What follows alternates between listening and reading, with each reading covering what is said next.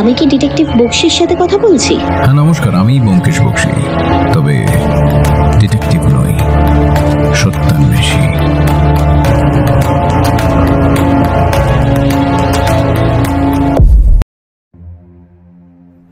আজ সকালেই আমরা দার্জিলিং এসে পৌঁছেছি।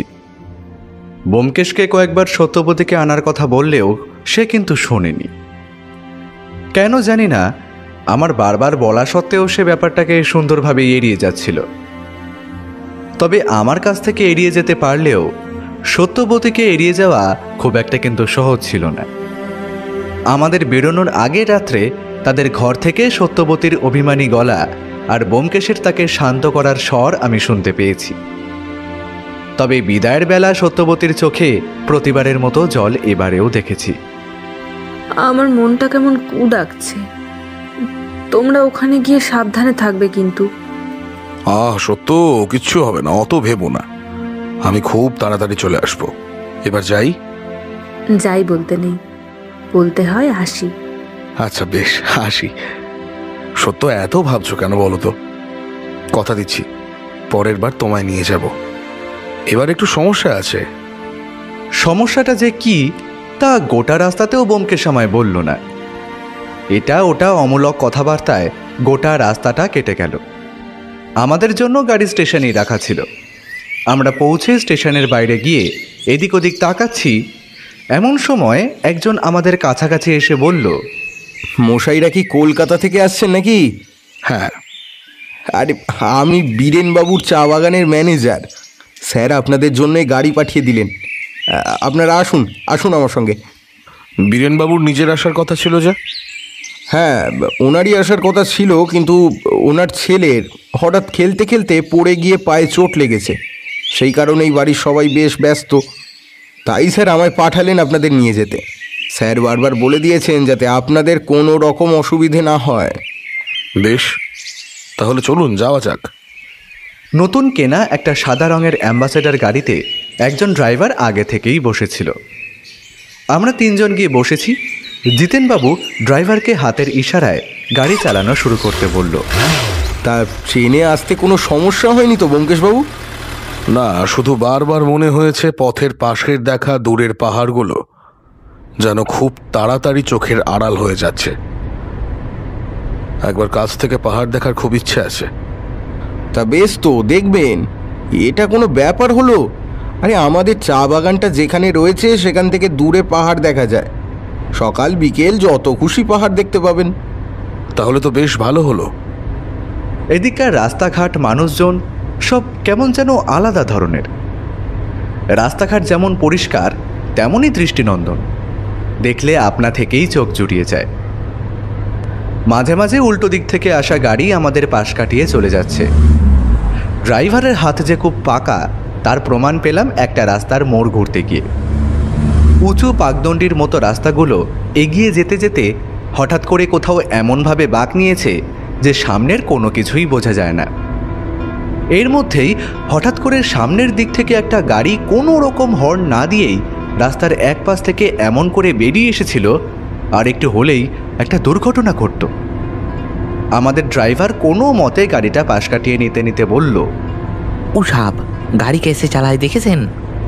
ড্রাইভার হিন্দি বাংলা দুই মিলিয়ে কথাটা বলল, তবে তার কথায় বিরক্তির ভাব স্পষ্ট। এদিকে ড্রাইভারেরা এমনিতে খুব সমঝদার হয় ব্যোমকেশবাবু, লেকিন এই ব্যাপারটা ঠিক বোঝা গেল না তো। গাড়িতে দুজন ছিল, একজন ড্রাইভার আর একজন ড্রাইভারের পাশের সিটে। পিছনের সিট খালি ছিল। জিতেন আরও কিছু বলতে যাবে, তার আগেই একটা পুলিশের গাড়ি ঝড়ের গতিতে আমাদের পাশ কাটিয়ে সেই গাড়িটার পেছনে ধাওয়া করতে করতে পাহাড়ি বাঁকে অদৃশ্য হয়ে গেল। এবার আমি কথা বললাম, মনে হয় পুলিশের ভয়েই গাড়িটা ওইভাবে পালাচ্ছিল। আমার কথায় ব্যোমকেশ আর জিতেন দুজনেই মাথা নাড়ালো। গাড়িতে আর আমাদের তেমন কোনো কথা হলো না। শেষমেশ এসে পৌঁছালাম আমাদের গন্তব্যে। বীরেনবাবুর বাড়িটা চা বাগানের এক পাশে। আমাদের গাড়িটা যেখানে থামলো সেখান থেকে বহুদূর চা বাগান দেখা যায়। আমাদের অপেক্ষাতেই বোধহয় বীরেনবাবু বাড়ির বাইরে বাগানের মতো জায়গাটায় পায়চারি করছিলেন। আমাদের দেখে বললেন, আরে আসুন আসুন, আসতে কোনো অসুবিধা হয়নি তো ব্যোমকেশবাবু? বলেই আমাদের দুজনের দিকে তাকাতে লাগলেন। বোধহয় আসলে কে ব্যোমকেশ সেটা তিনি ধরতে পারছেন না। আমি ব্যোমকেশ, আসতে কোনো অসুবিধা হয়নি। আপনার ছেলে এখন কেমন আছে? আর বলবেন না, ছেলেটা বড়ই দুষ্টু হয়েছে।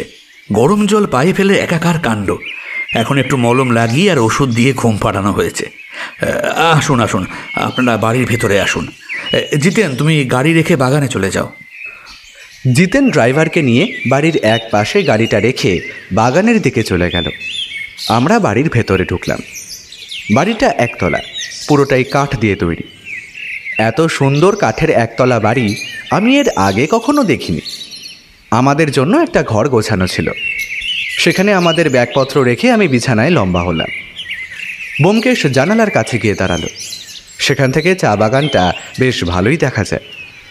ব্যোমকেশ, তুমি কিন্তু এখনো পর্যন্ত আমায় কেসের ব্যাপারে কিছুই বললে না। কেসের ব্যাপারে বীরেনবাবু টেলিফোনে খুব বেশি আমায় জানাননি। যতটা জানিয়েছেন তা তোমায় কিছুটা বলেছি।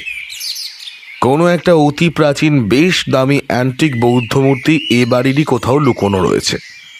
সেটা খুঁজে বার করাই হবে আমাদের কাজ। বুদ্ধদেবের মূর্তি কি? তা নয়, বজ্রযানের নাম শুনেছ তো? ব্যোমকেশের প্রশ্নে যেন একটু থতমত খেয়ে গেলাম।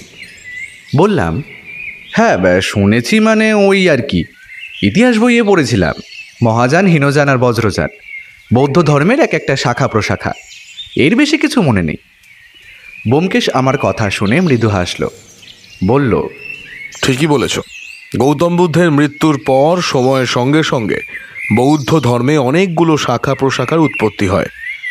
বজ্রযান তেমনই একটা শাখা, কিন্তু এই শাখার বিশেষত্ব হলো এই শাখায় তিব্বতী তন্ত্র ও সেখানকার দেবদেবতার প্রভাব। এই বজ্রযান বৌদ্ধ সম্প্রদায়ের লোকজন ভয়ঙ্কর সমস্ত দেবদেবীর উপাসনা করত। সেই রকম কোনো একটা মূর্তির কথাই বীরেনবাবু বলেছেন। তোমায় কিছু না বলার কারণ, আমি ব্যাপারটা পুরোপুরি জানি না। কোনো ব্যাপার পুরোপুরি না জেনে সেটা নিয়ে কোনো কিছু বলা আমার অভ্যেস নয়, তা তুমি জানোই। ও আচ্ছা, এই ব্যাপার তাহলে। খুনটুন হয়নি বলছো? খুন হয়নি, তবে একটা চিঠি বীরেনবাবুর কাছে এসেছে। সেটা যদিও আমি এখনো দেখিনি। তুমি কি এই কারণেই সত্যবতীকে নিয়ে আসতে চাইলে না? যেখানে আমি জানি কেসটা আসলে কেমন, সেখানে বিপদের সম্ভাবনা অনুমান করা যায়। যেখানে আসল কেস সম্পর্কে আমাদের জানা নেই, সেখানে বিপদ সম্পর্কে কোনো অনুমান কাজে লাগে না। এই পেশায় আমি যতদিন থেকে রয়েছি তাতে বিপদ নিয়ে খেলার অভ্যাস আমার হয়েছে। আমার সাথে এতদিন থেকে তোমারও সেটা অভ্যাস হয়ে গেছে, তবে সত্যবতীকে এসবের মধ্যে আমি ফেলতে চাই না। ব্যোমকেশ কিছু বলার আগেই আমাদের দরজায় শব্দ হলো। ব্যোমকেশ দরজা খুলতেই দেখলাম একজন কাজের লোক গোছের ভদ্রলোক দাঁড়িয়ে রয়েছে। ব্যোমকেশকে দেখেই সে বলল, আপনাদের জন্য স্নানের জল তৈরি আছে স্যার, আপনারা এক এক করে স্নান করে নিন, তারপর খাবার টেবিলে খাবার দেওয়া হবে। এদিকে তো বেশ ঠান্ডা রয়েছে, স্নানের জল নিশ্চয়ই গরম হবে। জিমি অল্প হেসে বলল, গরম জল ছাড়া স্নান করতে পারবেন না স্যার, এদিকটা পাহাড়ের অনেক উপরের দিকে বলে ঠান্ডাটাও বেশি। তোমার নাম কি? আমার নাম জিমি স্যার। তুমি ছাড়া এই বাড়িতে আর কোনো কাজের লোক আছে? আমি বাড়িতে রান্নার কাজের জন্য আছি স্যার। অন্য সব কাজকর্ম চা বাগান থেকে কেউ এসে দিনে না হয় বিকেলে করে দিয়ে যায়। এ বাড়িতে আর কে কে থাকে? এ বাড়িতে স্যার আর স্যারের বউ আর ছেলে থাকে স্যার, এখানেই থাকে, আর আমি আর ড্রাইভার থাকে। স্নান সেরে খাবার টেবিলে যখন আমরা বসলাম তখন দেখা গেল বীরেনবাবু এবং আমাদের নিয়ে এলেন যিনি সেই ম্যানেজার বাবু বসে রয়েছেন। খেতে খেতেই বীরেনবাবু বললেন, আমার ডাক পেয়ে আপনি যে এত দূর আসবেন সেটাই আমি ভাবতে পারিনি ব্যোমকেশবাবু। আসলে আমার পূর্বপুরুষরা যখন এই চা বাগান কিনে নিয়েছিলেন তখন ওই পাহাড় দেখার জন্যই কিন্তু তারা প্রথমে এখানে এসেছিলেন। এখানে থাকার বেশ কয়েক বছর পরে আমার ঠাকুরদার বাবা এই চা বাগান কেনেন। তার মানে আপনাদের বংশানুক্রমিক ব্যবসা এটা? হ্যাঁ ব্যোমকেশবাবু। আপনার পূর্বপুরুষদের সাথে বৌদ্ধ ধর্মের কি একটা যোগসূত্র আছে বলেছিলেন না? তা আছে ব্যোমকেশবাবু। আমার এক পূর্বপুরুষ বৌদ্ধ ধর্মের প্রতি এতটাই আকৃষ্ট হয়ে পড়েছিলেন যে নিজেও বৌদ্ধ ধর্ম গ্রহণ করেন। বৌদ্ধ সন্ন্যাসীদের সাথে মেলামেশা এবং তাদের মতো করে জীবন ধারণ করাই তখন ছিল ওনার ধ্যান জ্ঞান। পরে অবশ্যই এই পাগলামি কমে যায়, তবে তিনি এ বাড়িতে একটা বৌদ্ধ দেবতার মূর্তি প্রতিষ্ঠা করেন। তাই নাকি? সেই মূর্তি এখন কোথায় আছে? হ্যাঁ, আপনাদের দেখাবো এক সময়। তাহলে আপনি যে মূর্তির কথা বলেছিলেন, মানে আপনাদের পূর্বপুরুষদের বলে যাওয়া কথায় যে মূর্তিটা লুকোনো রয়েছে, তার সাথে এই মূর্তির সম্পর্ক কি? আসলে গোটা ব্যাপারটা একটু অন্যরকম। আমাদের বাড়িতে পূর্বপুরুষের প্রতিষ্ঠা করা যে মূর্তি রয়েছে তা হলো চক্রেশ্বরের মূর্তি। বাবার কাছে শুনেছি এই চক্রেশ্বর বজ্রযানের অতি গোপন এবং জাগ্রত দেবতা। একসময় নিজের মূল্যবান সম্পদ লুকিয়ে রাখার জন্য এই দেবতার পুজো করা হতো, তাই অতি গোপনে, এতই গোপনে যে বহু মানুষ নাকি এই দেবতার নাম পর্যন্ত জানে না। আমার বাবা মারা যাওয়ার সময় আমায় একটা অদ্ভুত কথা বলে যান। এই চক্রেশ্বরের মূর্তির সাথে তার বাবা তাকে একটা হেয়ালির কথা নাকি বলে গেছিলেন। হেয়ালি? হ্যাঁ, বলতে পারেন একটা ধাঁধা রেখে গিয়েছিলেন তিনি। আমাদের পূর্বপুরুষদের কাছ থেকে বংশানুক্রমিকভাবে এই হেয়ালি আমরা পেয়ে এসেছি এবং এই হেয়ালির মানেও তারা বর্ণনা করে দিয়ে গেছেন। তবে আমার বাবা মারা যাবার সময় তার মানসিক অবস্থা সামান্য বিঘ্নিত হয়েছিল, ফলে তিনি হেয়ালির মানে আমায় পরিষ্কার করে বলে যেতে পারেননি। তবে তার ডায়েরিতে হেয়ালিটা লেখা ছিল। সেই হেয়ালি দেখে আমি প্রথমে কয়েকবার সেই লুকোনো গুপ্তধনের ব্যাপারটা বার করার চেষ্টা করেছি, কিন্তু হেয়ালির মানে উদ্ধার করতে পারিনি। গুপ্তধন বলতে আসলে কি লুকোনো আছে সে ব্যাপারে আপনি কিছু জানেন? এই বজ্রযানেরই বৌদ্ধ ধর্মের কোনো দেবতার মূর্তি রয়েছে শুনেছি, তবে মূর্তিটা অমূল্য মণিমাণিক্য দিয়ে তৈরি, এটা আমি বাবার কাছ থেকে কয়েকবার শুনেছি। এই মূর্তিটাই আপনি উদ্ধার করতে চাইছেন, আর এই কাজে আমি আপনাকে সাহায্য করব, তাই তো? হ্যাঁ ব্যোমকেশবাবু।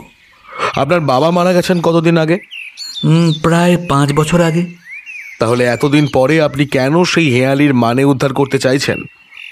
আমি ভেবেছিলাম হয়তো আমি নিজেই কাজটা করতে পারবো ব্যোমকেশবাবু। তবে কিছুদিন আগে আমার ঘর থেকে বাবার সেই ডায়েরিটা চুরি হয়ে যায়। ভাগ্যক্রমে সেই হেয়ালিটা আমি আমার কাছে লিখে রেখেছিলাম, তাই ডায়েরিটা চুরি গেলেও আমার তেমন সমস্যা হওয়ার কথা না। কিন্তু আমার কেমন মনে হচ্ছে ব্যোমকেশবাবু, আমি ছাড়াও অন্য কেউ এই হেয়ালির মানে উদ্ধার করার চেষ্টা করছে। সে যদি আমাদের আগে কাজটা করে ফেলে তাহলে সেই মূর্তি তার হাতে চলে যাবে। আমাদের পূর্বপুরুষের সম্পত্তি এভাবে বেহাত হোক আমি চাই না ব্যোমকেশবাবু। অতঃপর আমাদের এই অচেনা চৌর্যবৃত্তিধারীর আগে হেয়ালির মানে উদ্ধার করে মূর্তিটা খুঁজে বের করতে হবে। ঠিক এই কারণেই আপনাকে জরুরি তলবে এখানে আসতে বলা। আমাদের খাওয়া হয়ে গেছিল। ব্যোমকেশ কি যেন ভাবতে ভাবতে বলল, এইটা কে চুরি করতে পারে বলে আপনার ধারণা? এখানে চা বাগানের প্রায় অনেকেই আমার বাড়িতে আসা যাওয়া করে। ডায়েরিটা চুরি যাবার 2 দিন আগে আমার বাড়িতে একটা পুজো ছিল, তখন বাইরের অনেক লোকজনই এসেছিল। পুজো মিটে যাওয়ার 2 দিন পরে আমি বুঝতে পারি যে ডায়েরিটা চুরি গেছে। এবার এত লোকজনের মাঝে কাউকে সন্দেহ করাটা তো সহজ নয় ব্যোমকেশবাবু। এই ডায়েরির কথা আর মূর্তির কথাটা কে কে জানে? বাবা মারা যাওয়ার আগে মাঝে মাঝে ওই মূর্তির কথা বলতেন। বাবার কাছে নানান সময়ে নানা লোকজন আসা যাওয়া করত, তাই এ বাড়ির কাজের লোক, বাইরের লোক প্রায় অনেকেই মূর্তির কথাটা জানে। কিন্তু সে যে এতদিনে হেয়ালির মানে উদ্ধার করে ফেলেনি তার নিশ্চয়তা কোথায়? আমার মন বলছে ব্যোমকেশবাবু, সে এখনো হেয়ালির মানে উদ্ধার করতে পারেনি। তাহলে আপনি একটা কাজ করুন, হেয়ালিটা একটা কাগজে লিখে আমার ঘরে পাঠিয়ে দেওয়ার ব্যবস্থা করুন, তারপর আমি দেখছি। বীরেনবাবু ম্যানেজারকে তার ঘর থেকে একটা খাতা নিয়ে আসতে বললেন।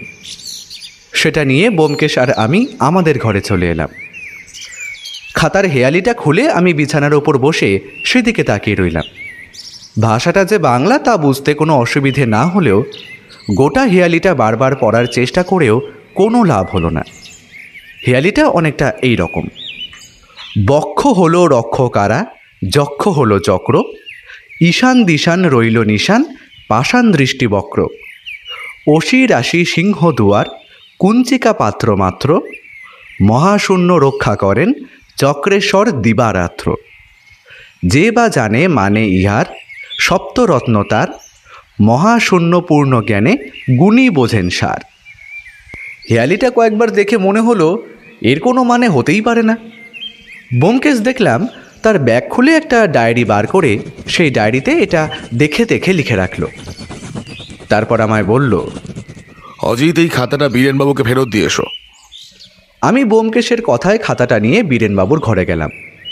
বীরেনবাবুর ছেলে বিছানার উপরে শুয়েছিল, বোধহয় ঘুমোচ্ছে। তার একটা পা ফোসকা পড়ে গেছে।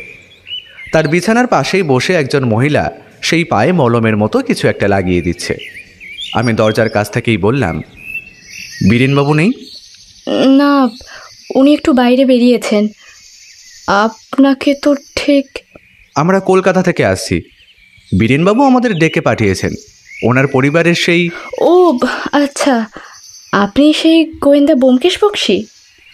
না, আমি ব্যোমকেশ নই, আমি ওর বন্ধু অজিত।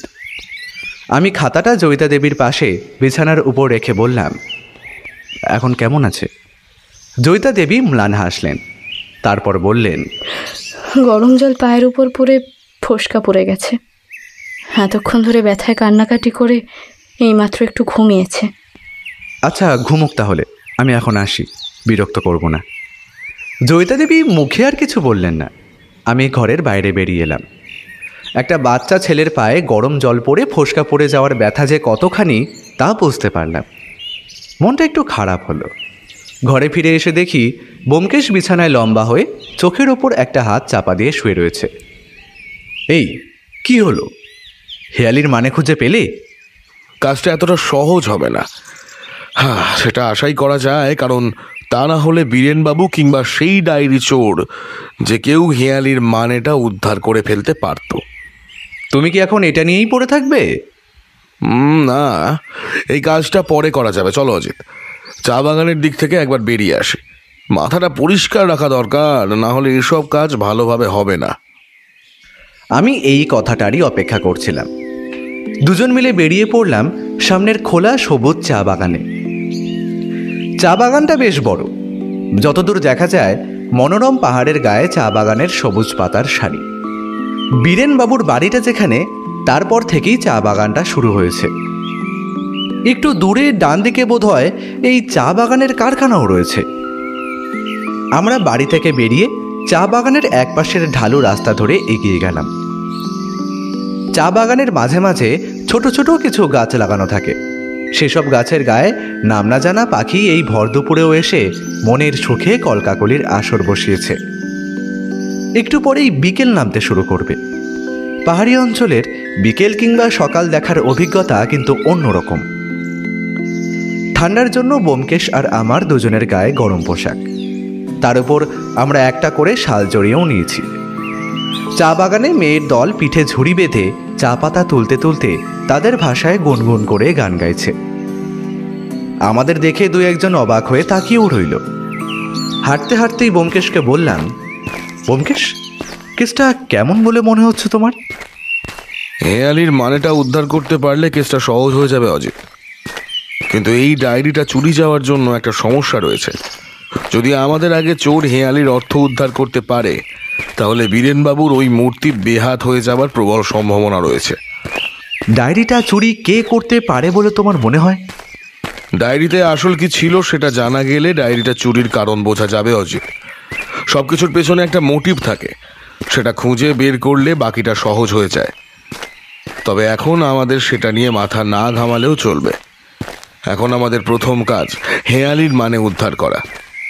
বীরেনবাবুর বাড়িতে কিন্তু চা বাগানের লোক কিংবা অন্যান্য কাজের লোকে যাতায়াতের অবাধ সুযোগ রয়েছে, তাই চোরটা কিন্তু যে কেউ হতে পারে। ব্যোমকেশ আরও কিছু বলতে যাওয়ার আগেই সামনের দিক থেকে ম্যানেজার বাবু কার সাথে কথা বলতে বলতে আমাদের দিকেই এগিয়ে এলেন। আমাদের দেখতে পেয়ে সেই পাশের লোকটিকে কাগজপত্রে কিছু বুঝিয়ে দিয়ে তাকে কারখানার দিকে পাঠিয়ে দিলেন। দুপুরের সময়টা কিন্তু বেড়ানোর জন্য ঠিক নয় ব্যোমকেশ বাবু। এই সময়টা রোদের যা তেজ, তা একেবারে বিকেল করে বেরোতে পারতেন।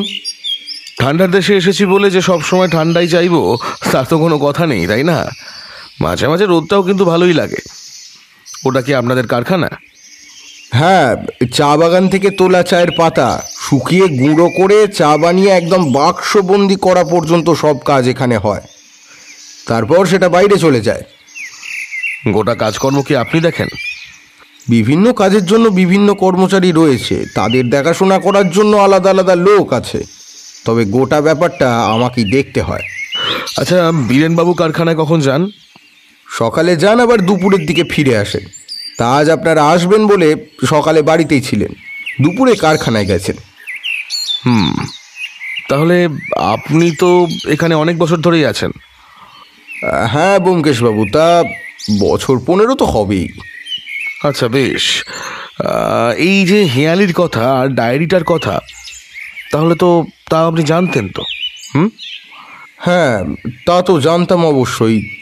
আর বাড়িতে লোকজন এলে বীরেনবাবু তাদের এই গুপ্তধনের কথা বলতেন সগর্বে, তবে সবাইকে হেঁয়ালির কথা বলতে শুনিনি কখনো। আচ্ছা, আপনার কি কাউকে সন্দেহ হয় যে এই চুরিটা করতে পারে? দেখুন ব্যোমকেশবাবু, এই ব্যাপারটা আমি ঠিক কিছু বলতে পারবো না। সেই ডায়েরিটা আমি নিজেও দেখেছি, আর হেঁয়ালির কথাটা আমি বীরেনবাবুর কাছে শুনেছি। তবে কারোর যদি চুরি করার প্রয়োজন হয় তাহলে তো তার শুধু হেঁয়ালিটাই প্রয়োজন হবে। ডায়েরি নিয়ে সে করবেটা কি? আপনার কি মনে হয় তাহলে? আমার মনে হয় ডায়েরিটা হয়তো কোনোভাবে হারিয়ে গেছে, হ্যাঁ, না হয় বীরেনবাবু নিজেই সেটা কোথাও লুকিয়ে রেখে আপনাদের ডেকে পাঠিয়েছেন। এইবার হঠাৎই কথায় বাধা পড়ল। একজন ম্যানেজার বাবুকে চা বাগানের দিক থেকে ডাকতে লাগলেন। ম্যানেজার বাবু বললেন, আপনারা এদিকটা ঘুরে দেখুন, আমার একটু কাজ রয়েছে, পরে দেখা হচ্ছে তাহলে। আরেকটা কথা, আপনি বরং হেঁয়ালিটা উদ্ধার করার চেষ্টা করুন, তাহলেই সেই গুপ্তধন কিংবা মূর্তি যাই থাকুক না কেন দেখবেন ঠিক পাওয়া যাবে। আমি চলি, আবার দেখা হবে। চলে যেতে ব্যোমকেশ নিজের মনেই বলল, কেসটা খুব একটা সহজ নয় অজিত। আমার মনে হয় আমরা ছাড়াও এই মুহূর্তে অন্য কেউ হেঁয়ালিটা উদ্ধার করার চেষ্টা করছে। হ্যাঁ, আমাকে তার আগে হেঁয়ালিটা উদ্ধার করতেই হবে। এরপর আমরা চা বাগানের অনেকটা জায়গা ঘুরে বেড়ালাম। দূরে পাহাড় মাথা তুলে দাঁড়িয়েছে, সেদিকে বেশ কিছুক্ষণ তাকিয়ে রইল ব্যোমকেশ। আমারও মনটা বেশ হালকা হয়ে এলো। এর আগে পাহাড় সেভাবে দেখা হয়ে ওঠেনি, আজই হলো। সমতল ভূমি উঁচু হতে হতে রুক্ষ পাথরের পাহাড়ের জন্ম দিয়ে যেন পৃথিবীকে হঠাৎ করে একটা উঁচু স্তম্ভ উপহার দিয়েছে। বেশ বিকেল করেই আমরা নিজেদের ঘরে ফিরলাম। ততক্ষণে বীরেনবাবুকেও কারখানার দিক থেকে জিপ গাড়িতে করে বাড়ির দিকে আসতে দেখা গেল। এখন কেমন আছো? ভালো। গরম জল নিয়ে এভাবে খেলতে নেই। বীরেনবাবুর ছেলে বিভু ব্যোমকেশের দিকে তাকিয়ে রইল, তারপর মায়ের কোলে মুখ গুজল। আমরা বসে আছি বীরেনবাবুর ঘরে।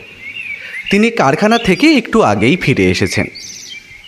তবে সব থেকে বড় ঘটনাটা হলো, বীরেনবাবুর ঘরের জানলা দিয়ে একটু আগে কেউ একটা কাগজের চিরকুট ফেলে দিয়ে গেছে।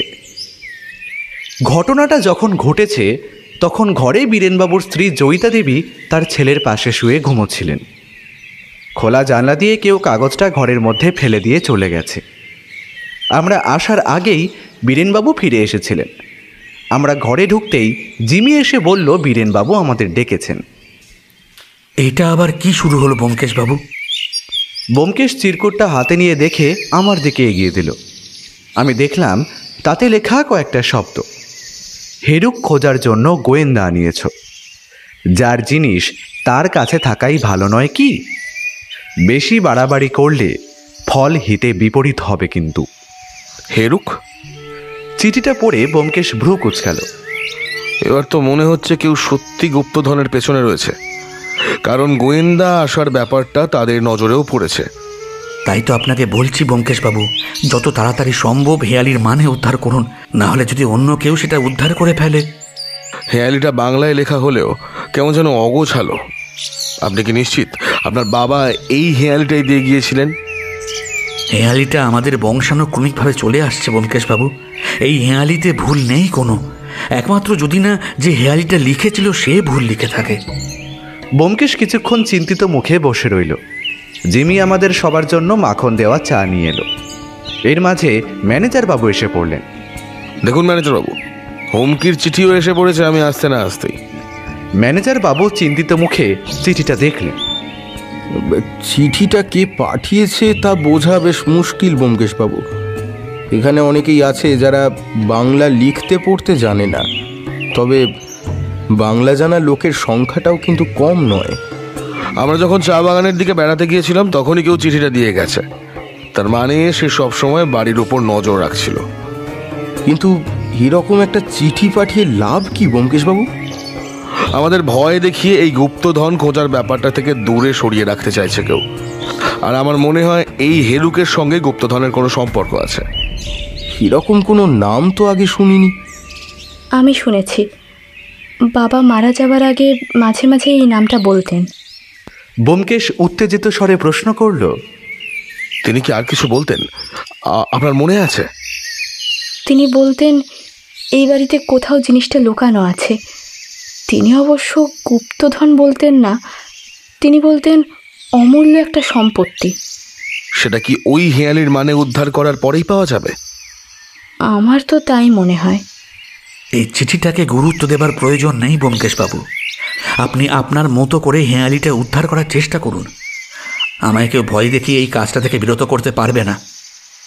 ব্যোমকেশের কথায় জয়িতা দেবী বিভুকে দুহাত দিয়ে নিজের কাছে টেনে নিলেন। বীরেনবাবু কেমন বিস্মিত মুখে তাকিয়ে রইলেন। আমরা নিজেদের ঘরে ফিরে এলাম। সন্ধে নেমেছে বাইরে। আমাদের ঘরের জানলাটা দিয়ে বাইরে চা বাগানটা দেখা যায়। সূর্য ডুবে যাওয়ার সাথে সাথে ঠান্ডাটাও বেশ জাঁকিয়ে পড়েছে। জানলাটা বন্ধ করে দিয়ে বিছানার ওপরে এসে বসো অজিত। আমি জানলা বন্ধ করে ঘরের দরজায় ছিটকিনি তুলে বিছানার উপরে বসলুম। দুজনের গায়ে দুটো শাল। শালের ভেতর থেকে হাত বার করে ব্যোমকেশ একটা খাতা খুলে বসেছে। এই খাতায় সেই হেয়ালিটা লেখা রয়েছে। তাছাড়া আর একটা পাতায় আরও কী সব যেন লেখা। আচ্ছা, তোমার কি মনে হয় এই গুপ্তধনের পেছনে বীরেনবাবু ছাড়া আর কে কে রয়েছে? বীরেনবাবু ছাড়া আর যারা যারা এই গুপ্তধনের ব্যাপারটা জানেন তারা সবাই তো এর পেছনে থাকতে পারে। সেটাই স্বাভাবিক নয় কি? একবার গুপ্তধন উদ্ধার করতে পারলে অবশ্য সমস্যার সমাধান হয়েই যাবে। আচ্ছা, ম্যানেজার বাবু লোকটাকে তোমার কেমন বলে মনে হয়? অনেক বছর ধরেই তো কাজ করছেন, বেশ বিশ্বাসী বলেই তো মনে হলো। আর তার যদি গুপ্তধনের উদ্ধার করার হতো তার কাছে তো সুযোগ ছিলই। জয়িতা দেবীর ঘরের চিঠিটা ফেলার জন্য বাড়ির পেছনের দিকে যেতে হবে। আমরা যখন চা বাগানের মধ্যে দাঁড়িয়ে ম্যানেজার বাবুর সাথে কথা বলছিলাম তখন একটা স্থানীয় লোককে বাড়ির দিক থেকে কারখানার দিকে হেঁটে যেতে দেখেছি। তখন ব্যাপারটা গুরুত্ব দিইনি, অনেক দূর থেকে বলে লোকটাকে ভালোভাবে দেখাও হয়নি। আমি অবাক হয়ে বললাম, তার মানে তুমি বলতে চাইছো চা বাগানের কেউ এই কাজটা করেছে? কেউ এই কাজটা করেছে অথবা তাকে দিয়ে অন্য কেউ কাজটা করিয়েছে। কিন্তু এতে লাভ কি? হেরুকের নামটা কি তুমি এর আগে শুনেছ? না, ওই চিঠিতেই তো প্রথম দেখলাম।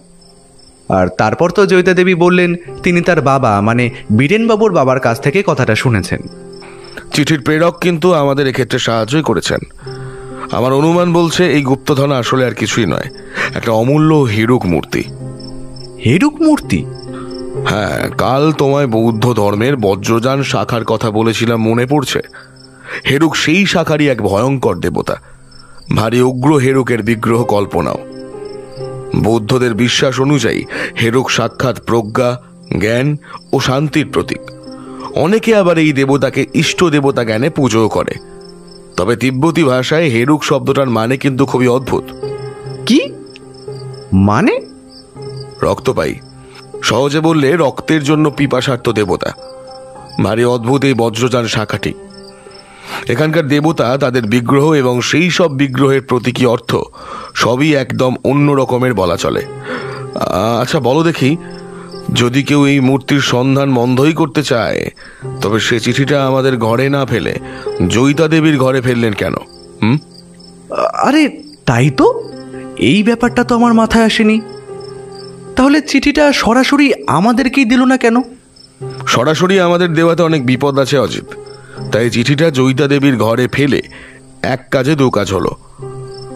সম্ভবত হেরুকের কথাটা সে আমাদের জানাতে চেয়েছিল, অর্থাৎ সে আমাদের বোঝাতে চাইল এই হেয়ালি সমাধানে সে আমাদের চাইতে এক ধাপ এগিয়ে রয়েছে। তাছাড়া বীরেনবাবুকে একবার সতর্ক করে দিতে পারলো। তুমি কেসটা কিছু বুঝতে পারছো ব্যোমকেশ? বীরেনবাবুর বাবার ডায়েরিটা পাওয়া গেলে সুবিধে হতো অজিত। আমার মনে হয় এই মুহূর্তেই সবকিছুর সাথে খুব চেনা কারোর সম্পর্ক রয়েছে। আর হেয়ালির ব্যাপারটা? হেয়ালি, এইটাই তোমাকে সব থেকে বেশি ভাবাচ্ছে অজিত। বক্ষ হলো রক্ষকারা, যক্ষ হলো চক্র, ঈশান দিশান রইল নিশান, পাষাণ দৃষ্টি বক্র। না অজিত, যত ভাবছি ততই হেয়ালিটা জটিল হয়ে যাচ্ছে। এই হেয়ালিটা যে সাংকেতিক বেশ বুঝছি, কিন্তু সংকেতগুলো ধরেও ধরতে পারছি না। তবে আমি নিশ্চিত খুব শিগগিরই আমরা তা পারবো। আচ্ছা, বীরেনবাবুর বাড়িতে আর একটা মূর্তি ছিল বলে তিনি বলেছেন, ওই চক্রেশ্বর বা যক্রেশ্বর জাতীয় কিছু একটা। ওটার সাথে এই মূর্তির কি কিছু সম্পর্ক আছে? সেটাই তো স্বাভাবিক অজিত। এক কাজ করো, চলো চলো চক্রেশ্বরের মূর্তিটা দেখেই আসি। বীরেনবাবু আমাদের সাথে এলেন না। জিমি আমায় আর ব্যোমকেশকে নিয়ে বাড়ির পেছনের দিকের একটা ঘরে গিয়ে পৌঁছল। সেই ঘরের দরজা খুলতেই যে মূর্তিটা দেখা গেল, এরকম মূর্তি এর আগে আমি কখনো দেখিনি। হিন্দু ধর্ম মতে কুবের নামের এক দেবতার কথা এবং তার মূর্তি আমি দেখেছি। এই মূর্তিটার সাথে তার অনেকটা মিল থাকলেও মুখের দুপাশে লম্বা দুটো সদন্ত রয়েছে। মূর্তিটির মুখের ভাব ভীষণ উগ্র, চোখের ভুরু দুটি ঈষৎ বাঁকা, তাতে মুখের কুরুদ্ধ ভাবখানা আরও বেশি করে ফুটে উঠেছে। মূর্তিটার চারিদিকে নানান সূক্ষ্ম তিব্বতী কারুকার্য ছাড়াও দুটো হাতে ধরা রয়েছে একটা অদ্ভুত পাত্রের মতো বস্তু, এবং তার সাথেই অনেকটা ছোট আকারের ঘটের মতো কিছু একটা সেই পাত্রে রাখা রয়েছে। দুহাতের বাহুর মাঝে একটা লম্বা তলোয়ার কিংবা লাঠি জাতীয় কিছু একটা শোয়ানো। চক্রেশ্বরের গোটা মূর্তি বহু পুরনো, এখানে ওখানে মূর্তির রং এবং কারুকার্য নষ্ট হয়ে গেছে। তবে এই মূর্তি যে এখনও পুজো হয় তা বোঝা গেল মূর্তির সামনে পুজোর উপকরণ দেখে। এই গোটা ঘরটাই আলাদা ঠাকুর ঘর হিসেবে ব্যবহৃত হয় বলে জিমি জানালো। এই চক্রেশ্বর খুব জাগ্রত দেবতা স্যার। আগের পুজো প্রতিদিন হতো, তবে বড়বাবু মারা যাওয়ার পর থেকে বাবু খুব একটা পুজো টুজো করেন না। এ বাড়িতে কোনো হিন্দু দেবতার মূর্তি নেই? না স্যার, আমি যতটা জানি বাবুরা সবাই বৌদ্ধ, আর এই একটাই মূর্তি এ বাড়িতে আছে। যদিও দিদিমণির ঘরে কিছু হিন্দু দেবদেবীর ছবি রয়েছে। জিমির কথা সত্যি, আমরা দেখেছি জয়িতা দেবীর ঘরে দুর্গা এবং শিবের ছবি রয়েছে। ব্যোমকেশ মূর্তিটার দিকে তাকিয়েই রইল। মনে মনে দেখলাম ও বিড়বিড় করে বলছে, অসি রশি সিংহ দুয়ার, কুঞ্চিকা পাত্র মাত্র, মহাশূন্য রক্ষা করেন চক্রেশ্বর দিবারাত্র। অসি রশি সিংহ দুয়ার, আশ্চর্য। মূর্তিটা লম্বায় বেশ বড়। মূর্তিটা যেখানে রাখা রয়েছে তার নিচে একটা কালো পাথরের বেদি মতো জায়গা। গোটা ঘরে আর তেমন কিছু নেই, যদিও ঘরের একদিকে একটা জানলা আছে, পেছনের দিকে সেই জানলা দিয়ে সামান্য চাঁদের আলো এসে পড়েছে মূর্তিটার ঠিক বুকের উপরে। তাছাড়া ঘরে ইলেকট্রিক আলো তো রয়েছেই। মূর্তিটা দেখতে দেখতে একসময় ব্যোমকেশ প্রশ্ন করল, তোমাদের এই চক্রেশ্বর দেখছি খুবই ভয়াল প্রকৃতির। হেয়ালির কথা অনুযায়ী সেই এই গুপ্তধনের রক্ষাকর্তা। তুমি এই গুপ্তধনের কথা জানতে? জিমি মাথা নাড়াল।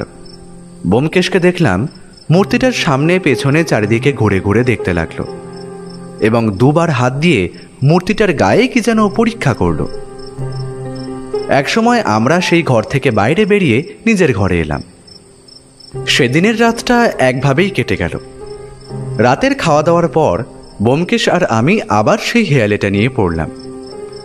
বাংলায় লেখা সহজ সাধারণ দেখতে, সহজ বলে মনে হলেও হেয়ালির কিন্তু কোনো মানেই আমরা উদ্ধার করতে পারলাম না।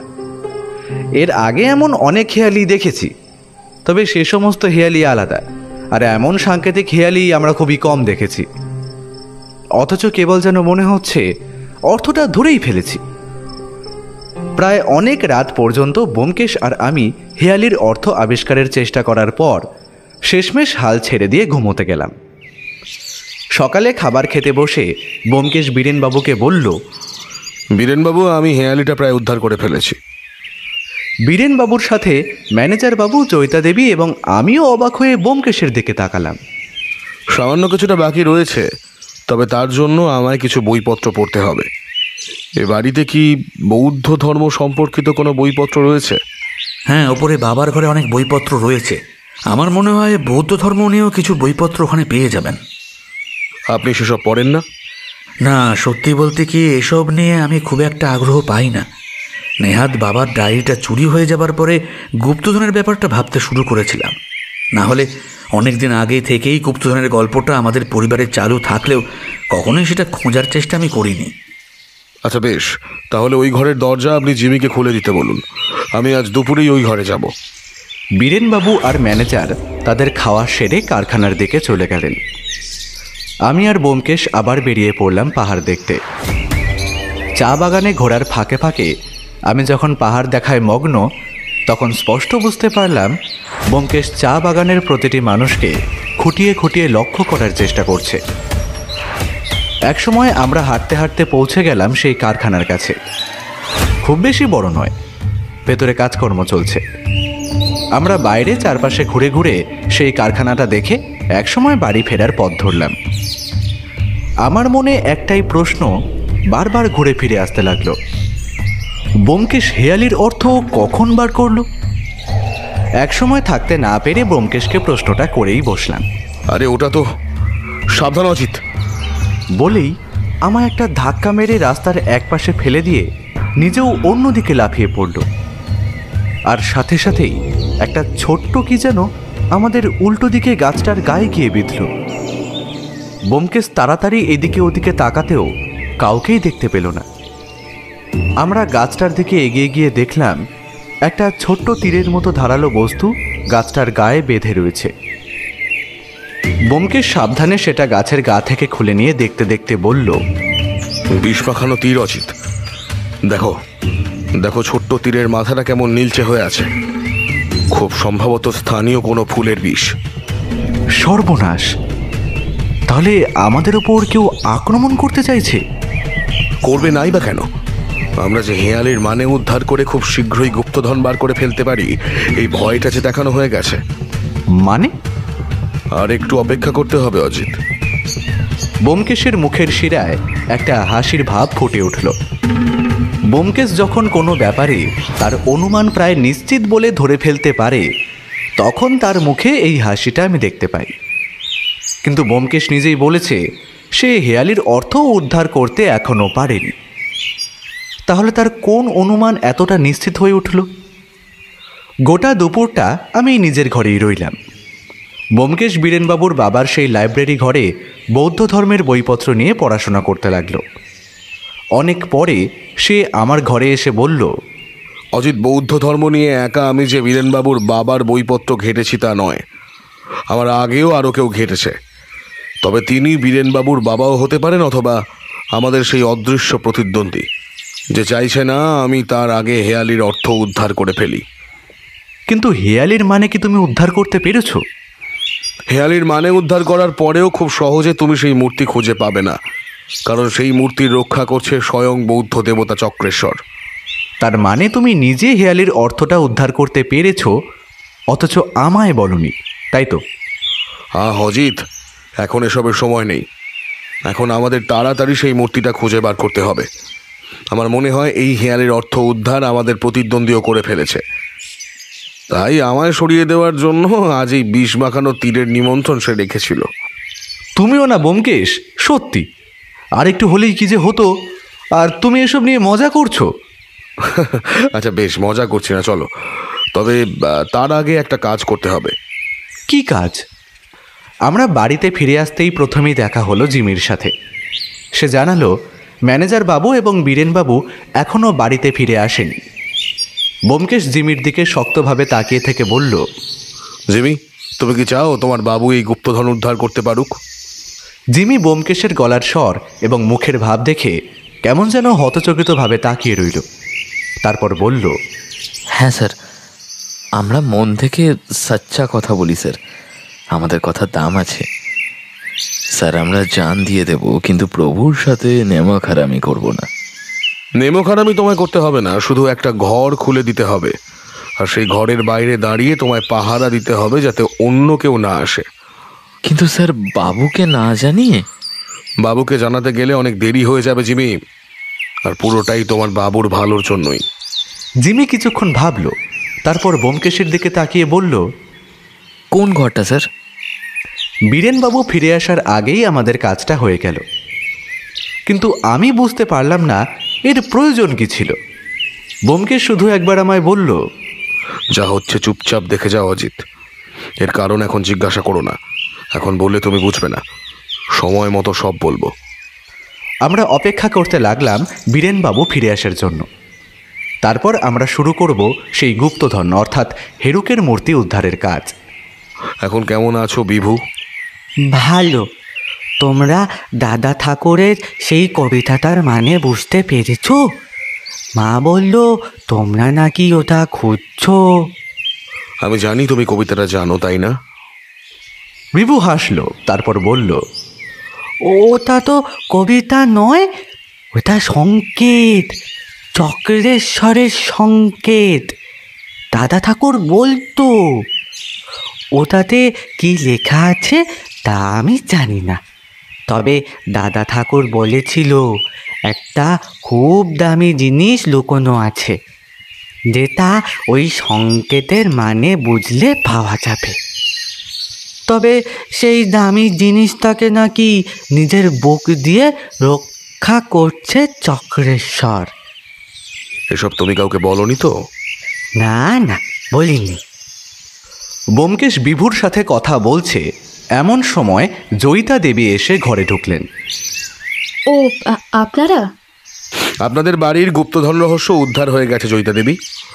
এখন শুধু গুপ্তধন উদ্ধার করলে আমাদের কাজ শেষ। সে কি, আপনারা হেয়ালির মানে উদ্ধার করে ফেলেছেন? ব্যোমকেশ মাথা নাড়ালো। সবাই ফিরলে আমাদের একটা খবর দেবেন, তারপর না হয় সেই গুপ্তধন উদ্ধার করতে যাওয়া যাবে। জয়িতা দেবী, আচ্ছা আসি এখন। বীরেনবাবুর বাড়ির সেই ঠাকুর ঘরে আমরা সবাই দাঁড়িয়ে। ব্যোমকেশ বাদে বাকি সবার চোখে মুখে একটা বিস্ময় আর চাপা উত্তেজনা। আমার মাথায় তো গোটা ব্যাপারটা এখনো কিছুই ঢুকছে না। ব্যোমকেশ বলতে শুরু করলো, প্রথমেই আসি বীরেনবাবুর বংশানুক্রমিকভাবে পাওয়া এই গুপ্তধনের কথায়। বীরেনবাবুর পূর্বপুরুষরা বৌদ্ধ ধর্মের সাথে বেশ ভালোভাবেই জড়িয়েছিলেন। সেভাবেই তাদের কাছে আসা এই হেরুক আর চক্রেশ্বরের মূর্তি। বৌদ্ধ ধর্মের যে সমস্ত গ্রন্থে হেরুক আর চক্রেশ্বরের মূর্তির কথা আছে, তার বেশিরভাগ জায়গাতেই এই দুই মূর্তির কথা একসাথেই আছে। সব জায়গার বর্ণনা অনুযায়ী চক্রেশ্বর হেরুককে রক্ষা করে আসছে সেই প্রথম থেকেই। বীরেনবাবুর বংশানুক্রমিকভাবে পাওয়া এই হেয়ালি তার মানে বীরেনবাবু পর্যন্ত এসে পৌঁছয় না, কারণ তিনি বৌদ্ধ ধর্ম সম্পর্কে একরকম উদাসীন ছিলেন। ঠিক এই কারণেই হয়তো তার বাবা তাকে হেয়ালির মানেটা বলে যাননি। তিনি হয়তো চেয়েছিলেন বীরেনবাবু হেয়ালির মানে জানতে গিয়ে বৌদ্ধ ধর্ম সম্পর্কে আকৃষ্ট হয়ে পড়ুক। এই হেয়ালির মানে বোঝার ক্ষেত্রে যেটা অবশ্য অত্যন্ত গুরুত্বপূর্ণ একটা বিষয়। অন্যদিকে এই হেয়ালির কথা বীরেনবাবু ছাড়া আরও অনেকেই জানতেন। বীরেনবাবুর বাবার সেই ডায়েরিটা তার বাড়িতে পুজোর সময় চুরি হয়ে যায় বলে তিনি ভেবেছিলেন, কিন্তু আসলে ডায়েরিটা চুরি হয়েছিল তার আগেই। এরপরেই বীরেনবাবুর মনে হয় সেই গুপ্তধনের ব্যাপারটা হয়তো গুজব নয়। ডায়েরিটা না হারালে তিনি হয়তো এই ব্যাপারে তেমন কিছুই ভাবতেন না, কিন্তু ডায়েরি হারিয়ে যেতেই তার মনে হয় ব্যাপারটা দেখা দরকার। আমি এখানে আসার পরেই হেয়ালিটা আমার হাতে আসে। হেয়ালিটা ছিল শুনতে সহজ, কিন্তু সমস্যা ছিল হেয়ালির ভাষাটা। সেটা বাংলা ভাষায় লেখা, তবে অনেক ভেবেচিন্তে, যাতে চট করে সেটা কেউ বের করতে না পারে। আমার মনে হয় ডায়েরিটা যে চুরি করেছিল সে নিজে হেয়ালির অর্থটা বার করতে পারেনি। আমি এখানে আসার পরে সে ভয় পেয়ে যায় যদি তার আগে আমি এই অর্থ বের করে গুপ্তধন অর্থাৎ সেই হেরুকের মূর্তিটা বার করে ফেলি, তাহলে তো তার সমস্ত পরিকল্পনা ভেস্তে যাবে, তাই না? তাই সে খুব বুদ্ধি করে একটা চিরকুটে বীরেনবাবুকে সাবধান করার কথা বলে আমায় জানিয়ে দিয়ে যায় যে গুপ্তধন আসলে হেরুকের মূর্তি। প্রথমে আমি ভেবেছিলাম যে সে হয়তো আমায় জানাতে চাইছে, কিন্তু আসলে তা নয়। সে জানতো না যে ব্যাপারটা আমি তখনও বুঝতে পারিনি। আমার মনে হয় ওই ডায়েরিটা পড়ার পরেই সে সমস্ত ব্যাপারটা জেনেছিল। হেরুকের মূর্তিটা আসলে আছে এই ঠাকুর ঘরেই। বীরেনবাবুর বাবা তার ছেলে বিভুর কাছে মাঝে মাঝেই ওই মূর্তির কথা খেলার ছলে বলতেন। বিভু সেই কথাটা মনে রেখেছিল এবং সেই আমায় এই হেয়ালির আসল সুতোটা ধরিয়ে দিয়েছিল, যেখান থেকে আমি গোটা হেয়ালির মানেটাই উদ্ধার করতে পেরেছি। হেয়ালি উদ্ধার করার কথা যেদিন আমি সবার সামনে জানালাম, সেদিনই চা বাগানে ঘুরতে গিয়ে আমার ওপর প্রথম আক্রমণটা হয়। অর্থাৎ আমার প্রতিদ্বন্দ্বী ভয় পেয়ে গিয়েছিল যে আমি হেরুকের মূর্তিটা তার আগে উদ্ধার করে ফেলবো, তাই সে আমার উপর আক্রমণটা চালায়। ঠিক এখানেই আমি আমার একটা পরিকল্পনা কাজে লাগিয়েছিলাম। আসলে সেদিন যখন আমি বলেছিলাম আমি হেয়ালির মানে উদ্ধার করে ফেলেছি, আমি আসলে মানেটা উদ্ধার করতে পারিনি। আমি বুঝতে চেয়েছিলাম আমি হেয়ালির মানে উদ্ধার করে ফেললে কার কার সমস্যা হতে পারে। তবে সেদিন চা বাগানে ঘুরতে গিয়ে আমাকে লক্ষ্য করে যে বিষ মেশানো ছোট তীরটা ছোড়া হয়েছিল, তা কে ছুঁড়েছিল আমি বুঝতে পারিনি। তবে সেটা যে কারখানার দিক থেকে ছোড়া হয়েছিল তা আমি নিশ্চিত। সে কি, আপনার উপর আক্রমণ হয়েছিল? এটা তো আমাদের জানার নেই। ব্যাপারটা আপনাদের জানিয়ে আপনাদের বিব্রত করতে চাইনি, তবে এটা তেমন কোনো ব্যাপার নয়। আপনি বললেন সেই হেরুকের মূর্তিটা এই ঘরেই আছে, কিন্তু কোথায়?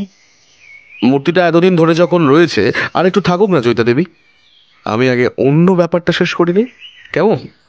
তা বীরেনবাবুর বাবার ঘরে যে বৌদ্ধ ধর্মের বইপত্রগুলো ছিল সেগুলো আমি দেখতে চেয়েছিলাম। তার কারণ হলো আমার আগে সেগুলো কেউ দেখেছে কিনা তার নিশ্চিত করা। বইপত্রগুলো দেখতে গিয়ে আমার মনে হয় আমার আগে এই বইপত্রগুলো অন্য কেউ দেখেছে, কারণ হেরুক আর চক্রের স্বরের কথা যেখানে যেখানে লেখা ছিল সেই জায়গাগুলোতে পেন্সিল দিয়ে মার্ক করা হয়েছে। হতেই পারে ব্যাপারটা বীরেনবাবুর বাবা নিজে করে গেছেন, কিন্তু তবুও আমার অনুমান বলেছিল সেটা তিনি নন। হেরুকের মূর্তি উদ্ধার যে আমি ঠিক করে ফেলতাম তা আমি জানি, তবে আমার মতো আর একজন কে এই মূর্তির পেছনে ছিল সেটা জানা খুব বেশি প্রয়োজনীয় ছিল। তাই আমি বীরেনবাবু এবং ম্যানেজারবাবু ঘরে না থাকার সময় তাদের ঘরগুলো একটু খুঁজে দেখেছিলাম। এ ব্যাপারটা আমায় না জানিয়ে করতে হয়েছে, তার কারণ আমি সন্দেহের বাইরে কাউকে রাখতে পারছিলাম না। সে কি ব্যোমকেশবাবু, আপনি আমাকেও সন্দেহ করেছিলেন? অবশ্যই, আপনি নিজে বৌদ্ধ ধর্ম সম্পর্কে উদাসীন। আপনি নিজেই বলেন পুজো আচ্ছা আপনার কাজ নয়, তারপরেও আপনি এই মূর্তির প্রতি হঠাৎ করেই এত আকৃষ্ট হয়ে পড়লেন, যা আপনার বাবা মারা যাওয়ার পরেও এত মাসে করেননি। এরকম কিছু ব্যাপারের জন্যই আমার সবাইকে সন্দেহ করতে হয়েছিল, তাই ওই কাজটা করেছিলাম। তবে ওটা করতে গিয়ে আমি এমন একটা কিছু সন্ধান পেলাম যা এই কেসটার মোড় ঘুরিয়ে দিল। বীরেনবাবুর বাবার সেই ডায়েরিটা। আমি সবাইকে লক্ষ্য করছিলাম। এই কথায় হঠাৎ করেই মনে হলো ম্যানেজার বাবুর মুখটা কিছুক্ষণের জন্য কেমন যেন ফ্যাকাশে হয়ে আবার স্বাভাবিক হয়ে গেল।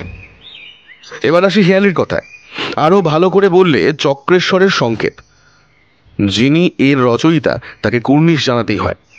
এমন সাংকেতিক একটা হেয়ালি বানানোর জন্য খুব যত্ন করে অতি সূক্ষ্মভাবে এই হেয়ালিতে তিনি হেরুক মূর্তির অবস্থান বলে গিয়েছেন।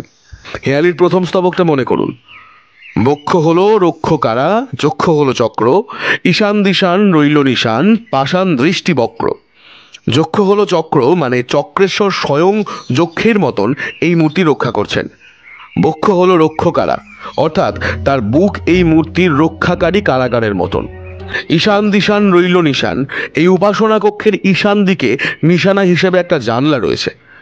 এটা এমনভাবেই বানানো যে রাতে এই জানলা থেকে আসা চাঁদের আলো ঠিক এই মূর্তির বুকের ওপর পড়ে।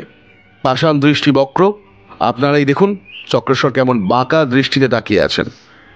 এরপরে আছে অসি রশি সিংহ দোয়ার, কুঞ্চিকা পাত্র মাত্র। অসি মানে তলোয়ার, অর্থাৎ চক্রেশ্বরের হাতে ধরা তলোয়ার এই কারাগারের সিংহ দোয়ার। কুঞ্চিকা পাত্র মাত্র, কুঞ্চিকা মানে চাবি, চক্রেশ্বরের হাতে ধরা ওই পাত্রই এই কারাগারের দরজার চাবি। মহাশূন্য রক্ষা করেন চক্রেশ্বর দিবারাত্র। বজ্রযান বৌদ্ধ ধর্মে হেরুক মহাশূন্যের প্রতীক, তাই তাকে নিজের বুকের ভেতর দিন রাত পাহারা দিচ্ছেন চক্রেশ্বর। বীরেনবাবু আপনি এগিয়ে যান, চক্রেশ্বরের মূর্তির বুকের কাছে যেখানে পাত্রটা ধরা আছে সেখানেই হাত রাখুন, দেখুন কিছু পান কিনা। বীরেনবাবু একবার জয়িতা দেবী আর একবার আমাদের দিকে তাকিয়ে নিয়ে ধীরে ধীরে এগিয়ে গেলেন। ব্যাপারটা আমি দাঁড়িয়ে দাঁড়িয়ে শুনছি, কিন্তু তবুও কি একটা বিষয় আমার খটকা এখনও মনের মধ্যে রয়েছে। বীরেনবাবু এগিয়ে গিয়ে চক্রেশ্বরের বুকে সেই পাত্রের উপর হাত রাখলেন। এবার ভালো করে অনুভব করে দেখুন কোথাও চাপ দেবার মতন কোনো জায়গা রয়েছে কিনা। বীরেনবাবু সেই পাত্রের ডান দিক থেকে বাদিক পর্যন্ত হাত দিয়ে চাপ দিতে দিতে যেতে লাগলেন, আর আমরা রুদ্ধশ্বাসে অপেক্ষা করছি কিছু একটা হওয়ার জন্য। আমার স্পষ্ট মনে হলো আমি একটা খট করে শব্দ শুনলাম, আর তার সাথে সাথেই চক্রেশ্বরের বুকে দুপাশের জায়গাটা সামান্য ফাঁক হয়ে বেরিয়ে এলো একটা ছোট্ট চৌকোনা বাক্স। বীরেনবাবু সেটা হাত দিয়ে বের করতে যাবেন, এমন সময় আমাদের পিছনের দিক থেকে একটা শক্ত গলা ভেসে এলো। ওটা ওখানেই রেখে দিন স্যার। আমরা ঘুরে দাঁড়িয়ে দেখলাম জিতেনের হাতে খোলা পিস্তল। সেটা জয়িতা দেবীর মাথায় তাক করে রেখে দিয়েছে। তুমি শেষমেশ জিতেন? তুমি? হ্যাঁ, আমি। আপনার বাবার ডায়েরিটা আপনি মনে হয় খুব ভালোভাবে পড়েননি, তাহলে জানতে পারতেন এই হীরকের মূর্তিটা একা আপনাদের সম্পত্তি নয়, আপনার ঠাকুরদাও ওই মূর্তির সমান অধিকারী। এই মূর্তিটার জন্যে আমি আজ এত বছর ধরে এখানে রয়েছি। ব্যোমকেশবাবু না এলে হয়তো আমি হেয়ালির অর্থটা একদিন ঠিক উদ্ধার করে এই মূর্তি নিয়ে এখান থেকে চলে যেতাম। এত সহজ নয় জিতেনবাবু, আপনি এই মূর্তি নিয়ে এখান থেকে যেতে পারবেন না। কে আটকাবে আমায়? কে? আপনি? আমার লোক গাড়ি নিয়ে বাইরে অপেক্ষা করছে। আমি মূর্তিটা নিয়ে বাইরে বেরিয়ে আপনাদের সবাইকে এখানে বন্দি করে রেখে পালাবো? যে জিনিস এতদিন ধরে হন্যে হয়ে খুঁজছি, যে জিনিস আমার, তা শেষমেশ পাবো এইবার। আচ্ছা, একবার আপনার লোকেদের ডেকে দেখুন তো। জিতেনের হাতে পিস্তল দেখে সবাই ভয় পেলেও ব্যোমকেশ কিন্তু নির্বিকার, বরং তার মুখে একটা হাসি ফুটে উঠেছে। ঠিক এই সময় আমার মনে পড়ল খটকাটা কোথায়। জিমি এখানে নেই। এখানে আসার আগেই আমি তাকে দেখেছি, কিন্তু তারপর তাকে আর দেখা যায়নি। তাহলে কি ব্যোমকেশ? ব্যোমকেশের মুখের হাসি দেখে ম্যানেজার বাবু কেমন যেন থতমত খেলেন প্রথমে, তারপর গলা তুলে নিজের লোকদের ডাকতেও কোনো সাড়া পেলেন না। কোনো লাভ নেই জিতেনবাবু, কোনো লাভ নেই। আপনার ডাক শুনে আপনার লোকেরা আসবে না, কারণ তারা এতক্ষণে পুলিশের হাতে বন্দী। আপনার ডাক শুনে বরং এখন এই ঘরের দিকে পুলিশ এগিয়ে আসতে শুরু করেছে। ব্যোমকেশের কথা শুনে ম্যানেজারের মুখ এবার ফ্যাকাশে হয়ে গেল। সে গুলি চালানোর জন্য বন্দুক ব্যোমকেশের দিকে তুলতেই বাইরের দিক থেকে একটা গুলি ছুটতে এসে তার নিজের হাতেই লাগলো। জয়িতা দেবী বিভুকে নিয়ে দৌড়ে বীরেনবাবুর কাছে এসে দাঁড়ালেন। কিছু বুঝে ওঠার আগেই ঘরের ভেতরে এসে ঢুকলো একজন পুলিশ ইন্সপেক্টর, দুজন কনস্টেবল আর জিমি। জিমি দৌড়ে এসে বীরেনবাবুকে বলল, বাবু আপনি ঠিক আছেন তো? হ্যাঁ, আমি আমি আমি ঠিক আছি। তুই ঠিক সময়ে পুলিশ না নিয়ে এলে যা কিছু একটা হয়ে যেতে পারতো রে। আমি কিছুই করিনি বাবু, ওই ব্যোমকেশ স্যার আমায় বলেছিলেন পুলিশ নিয়ে এসে বাড়ির বাইরে অপেক্ষা করতে, আর বাড়ির বাইরে যারা থাকবে তাদের আটকে রাখবে। আর ম্যানেজার বাবুর গলা শুনে আমাদের ভেতরে আসতে ব্যোমকেশ বাবুই বলে দিয়েছিলেন। পুলিশের হাতে ধরা পড়ে ম্যানেজার বাবু ছটফট করতে লাগলেন। ও মূর্তির উপর আমার অধিকার, ও মূর্তি আমি ছাড়বো না। আমি আবার আসবো আমি। ওনাকে নিয়ে যান আপনারা। বীরেনবাবু এ বিষয়ে লিখিতভাবে আপনাদের কাছে কমপ্লেন করবেন কাল। আর শুধুমাত্র বীরেনবাবু এবং তার পরিবারের উপর আক্রমণ করার অপরাধী হিসেবেই ওনাকে আটকে রাখুন। ব্যোমকেশ এগিয়ে গিয়ে চক্রেশ্বরের বুকের কাছ থেকে সেই কাঠের বাক্সটা টেনে বার করল। একটা সোনালি রঙের সুন্দর কাজ করা কাঠের বাক্স। তারপর তার ডালা খুলতেই ভেতর থেকে বেরিয়ে এলো একটা ছোট্ট মূর্তি। মূর্তিটা বড় জোর 1 হাত মাপের হবে, কিন্তু মূর্তিটা ছোট হলেও বেশ অদ্ভুত রকমের। এই মূর্তির যে ঠিক কতগুলো হাত রয়েছে তা ভালোভাবে বোঝা যায় না। মূর্তির 2 পায়ের নিচে ঘোড়া এবং মানুষের মতো কতগুলি অবয়ব।